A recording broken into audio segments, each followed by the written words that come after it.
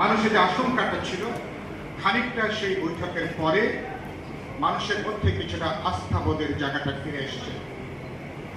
প্রধান উপদেষ্টা তার যে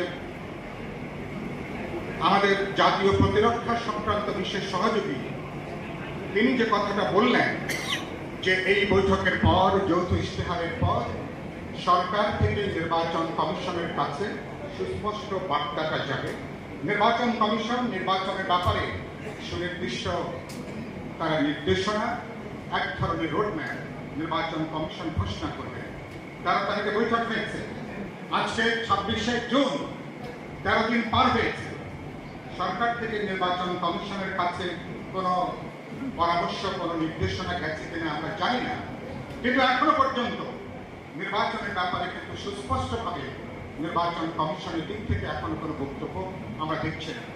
আমি নিশ্চয়ই আজকের এই সভা থেকে আশা করতে চাই গণমাধ্যমের ভিতর দিয়ে অনতিবিলম্বে সরকারের উচিত হবে লন্ডন বৈঠকে আপনারা যে আলোচনা করেছেন, দেশবাসীকে আনুষ্ঠানিকভাবে সেটা আপনারা প্রকাশ করবেন, রাজনৈতিক দলগুলোকে আস্থার মধ্যে নেবেন, সকল গুরুত্বপূর্ণ স্টেক হোল্ডারদেরকে আপনারা আস্থার মধ্যে নেবেন, বোঝাপড়াটা বাড়িয়ে তুলবেন এবং নির্বাচন কমিশনকে সুনির্দিষ্ট করে পরামর্শ দেবেন যে আগামী বছরের মধ্য ফেব্রুয়ারির মধ্যে, রোজার আগেই যে সরকার এবং রাজনৈতিক দলগুলো জাতীয় নির্বাচন দেখতে চায়, নির্বাচন কমিশন সে ব্যাপারে যেন কার্যকর দৃশ্যমান উদ্যোগটা গ্রহণ করে।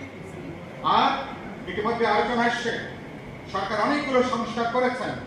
আমরা গত ছটা দিন জাতীয় ক্ষমা কমিশনের সাথে সকাল থেকে সন্ধ্যা পর্যন্ত বৈঠক করছি, এত সংস্কার করেছেন, কিন্তু এর মধ্যে আজকে নাগরিক পক্ষ যেটা বলেছেন, তারা দাপট মুক্ত যে নির্বাচন, সেই দাপট মুক্ত নির্বাচন করার ব্যাপারে দৃশ্যমান কি আপনারা কোনো পদক্ষেপ নিয়েছেন?